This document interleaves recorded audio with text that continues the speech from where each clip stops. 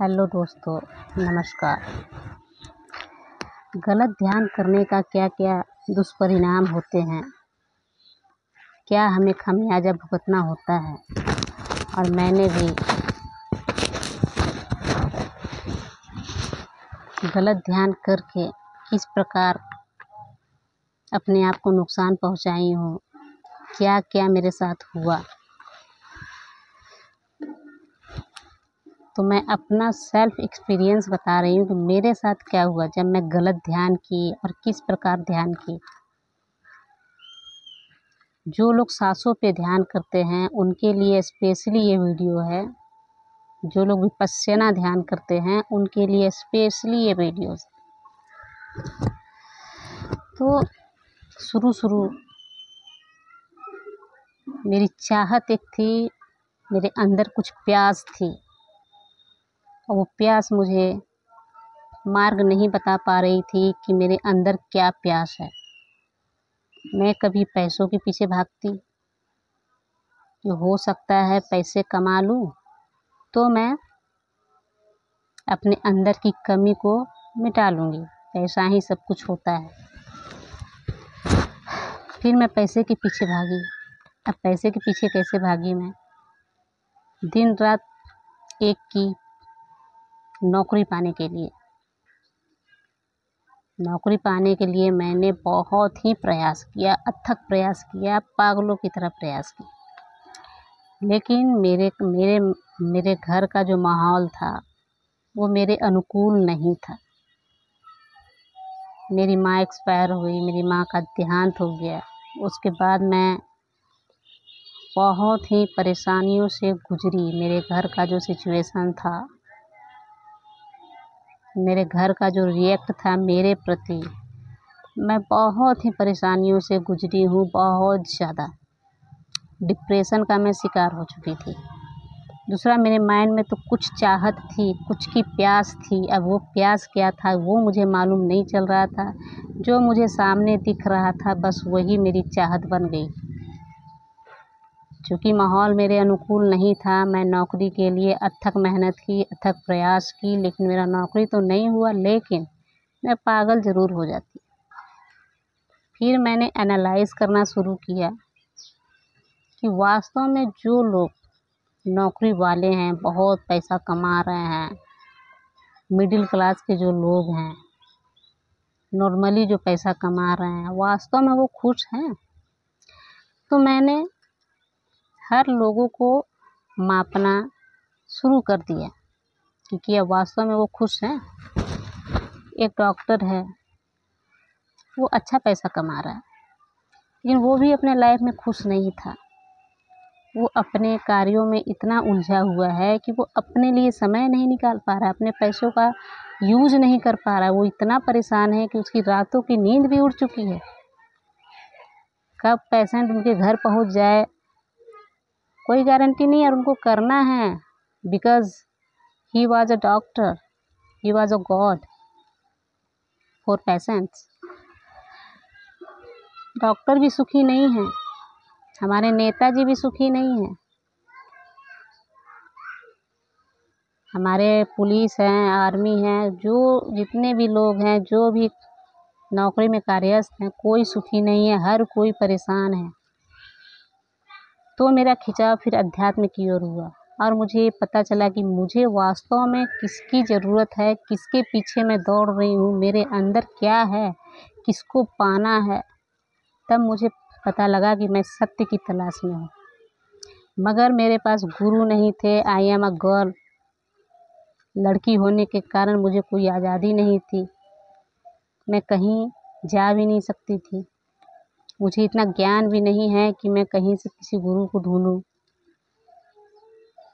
तो मैंने यूट्यूब का सहारा लिया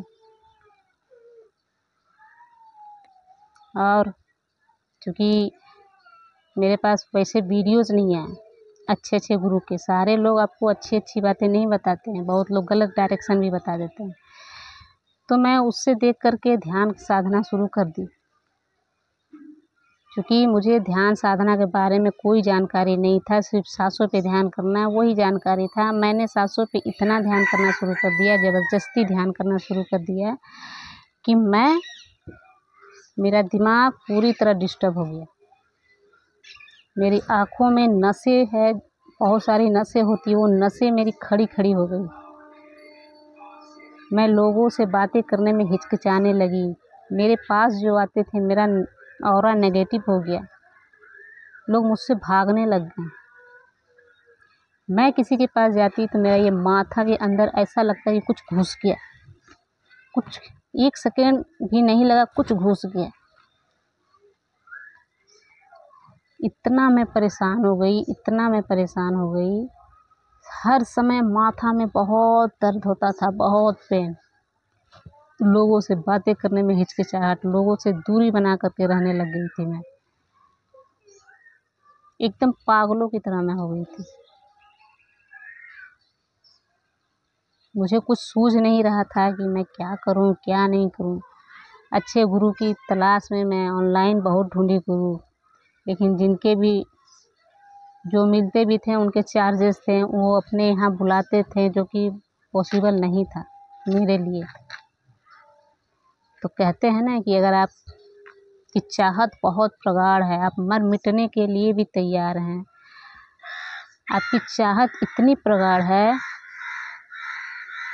कि मैं कुछ भी कर सकता हूँ,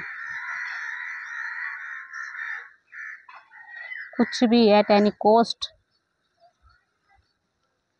मैं कुछ भी कर सकता हूँ। तो फिर उसके बाद ये विराट जो है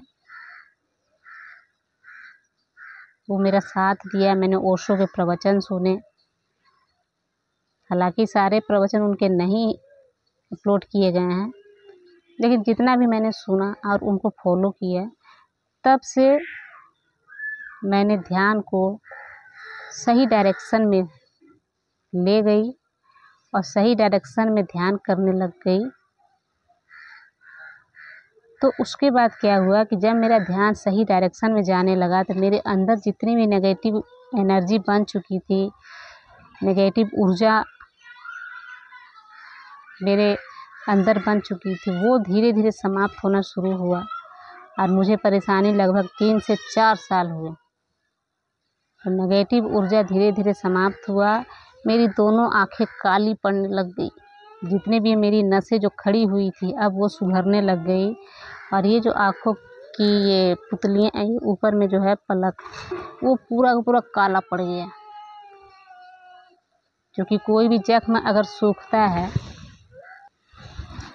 तो सूखने के बाद, ख़त्म हो जाने के बाद वो काला पड़ जाता है और फिर धीरे धीरे वो मिट जाता है। तो उसी तरह मेरी पूरी आँखों की पलक काली पड़ गई थी और धीरे धीरे धीरे धीरे ये पलक जो है मेरा ठीक हुआ। और मेरी जो अंदर से भय मेरे अंदर बन चुका था लोगों का, वो धीरे धीरे खौफ ख़त्म हुआ। धीरे धीरे मैं अपने आप को शांत कर पाई, अपने आप को शून्य कर पाई। फिर बहुत समय लग गया मुझे अपने विचारों को शून्य करने में। तो एक बात और मैं बता दूं, जो लोग भी सांसों पे ध्यान करते हैं ना, तो शुरू बहुत परेशानी आती है। तो वो कैसे करें, क्या खाना चाहिए, कैसा भोजन हमें लेना चाहिए, कैसे ध्यान करना चाहिए। तो जो लोग सांसों पे ध्यान करते हैं उनका भोजन जो है ज़्यादा गर्म नहीं होना चाहिए। जैसे अंडा, सांसों पे ध्यान करने का मतलब है हमारा खांसी जो है पूरा सूखा नहीं होना चाहिए, पूरा का पूरा ठंड अगर बॉडी में लग जाए तो वैसा नहीं होना चाहिए, मीडियम रेंज में होना चाहिए। अगर हम अंडा का सेवन करते हैं तो गर्म होता है, हमारे खांसी को सुखा देता है। अंडा का सेवन बहुत कम करें, गर्म चीज़ों का सेवन बहुत कम करें। बहुत ठंडी जो चीज़ है जो आपको सूट नहीं करती है उसका सेवन कम करें। भोजन कम करें, पानी की मात्रा कम हो, शुरू शुरू जब आप ध्यान में उतरिएगा तो आपकी बॉडी जो है वो सूख जाएगी, जो मेरे साथ हुआ। और धीरे धीरे जब आपका ये ध्यान गहन हो जाएगा तो फिर आप खाना वगैरह खाने में कोई कंप्रोमाइज़ नहीं। मेरा चेहरा पूरा का पूरा हड्डी हो चुका था, मैं सूख चुकी थी। भोजन पे मैंने इतना ध्यान दिया, इतना फोकस किया कि मैं पूरी तरह सूख चुकी थी। लोग मेरे घर वाले बहुत परेशान थे मुझे लेकर के। लेकिन जब वो मेरा सुषुम्ना नाड़ी एक्टिवेट हो गया तो फिर सब सामान्य हो गया। लेकिन फिर भी ज़्यादा गर्म चीज़ों का सेवन नहीं करना, बहुत मसालेदार चीज़ों का सेवन नहीं करना है।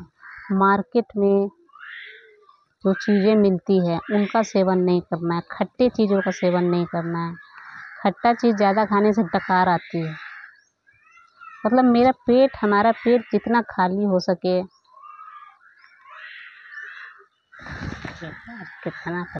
उतना बढ़िया है। जितना पेट हमारा खाली होगा उतना हमारी सांसों पे ध्यान लगना शुरू हो जाएगा।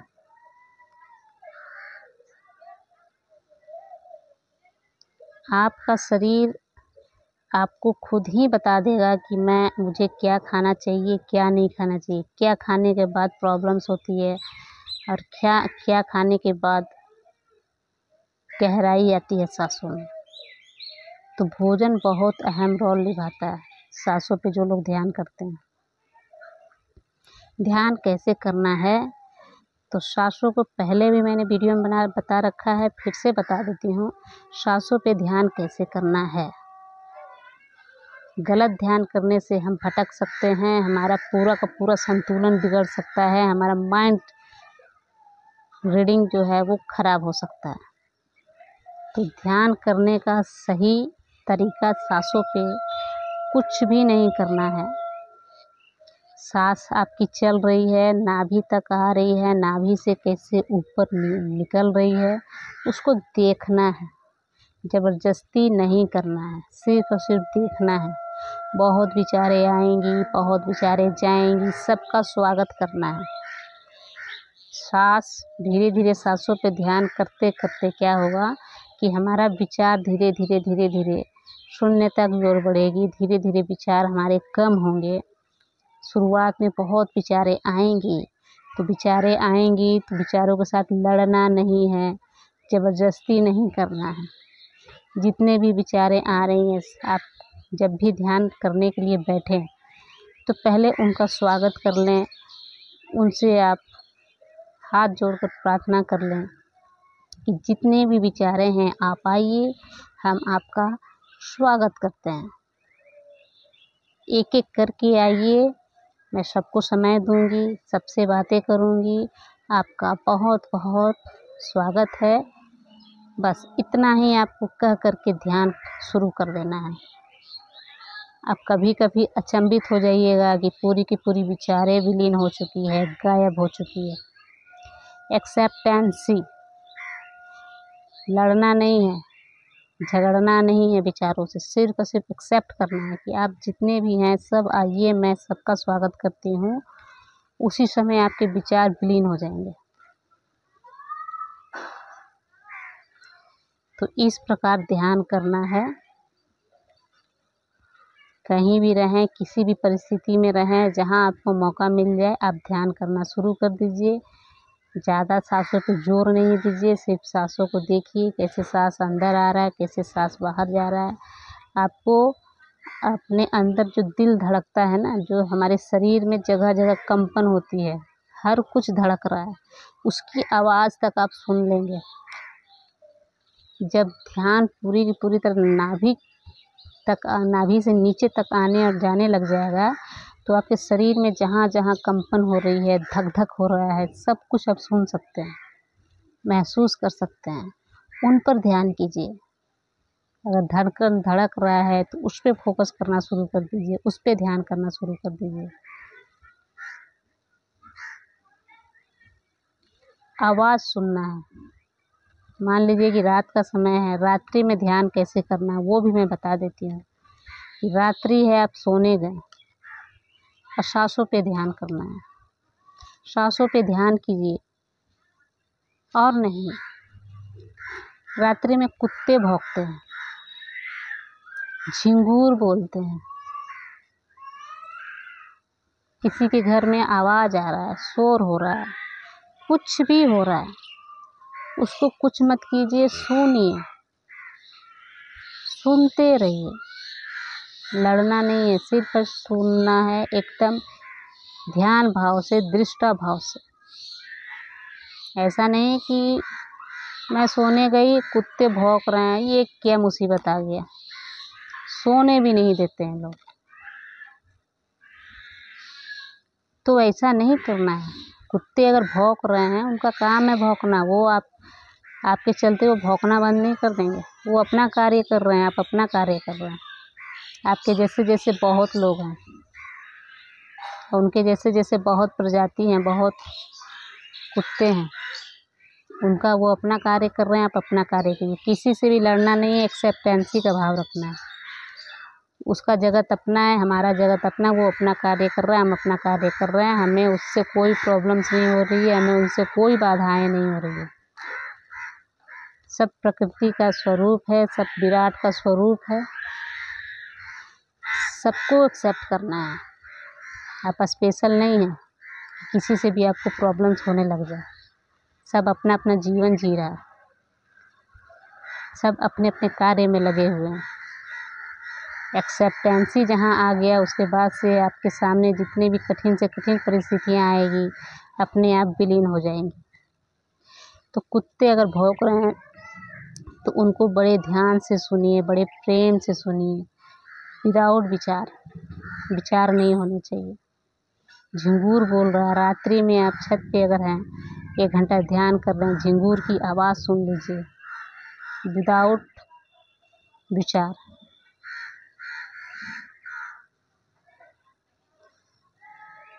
और सोने जब जाएं तो इन्हीं को सुनते सुनते सो जाइए। अगर इन सब से आप ऊब चुके हैं तो मेडिटेशन म्यूजिक आता है, काल्म म्यूजिक आता है, आप यूट्यूब पे लगाइए। जितना काल्म माइंड हो, काल्म म्यूजिक हो, उतने काल्म म्यूजिक को हेडफोन लगा करके जितना आराम से आप सुन सकते हैं, एकदम सुनिए। कोई विचार नहीं होना चाहिए, सिर्फ और सिर्फ म्यूजिक को ही सुनना है, सिर्फ और सिर्फ म्यूजिक, अदरवाइज कुछ नहीं। आप देखिए कितने जल्दी आप ध्यान को उपलब्ध होइएगा, कितने जल्दी आप हर एक चक्रों को महसूस कीजिएगा, कितनी जल्दी आप हर एक चीज़ को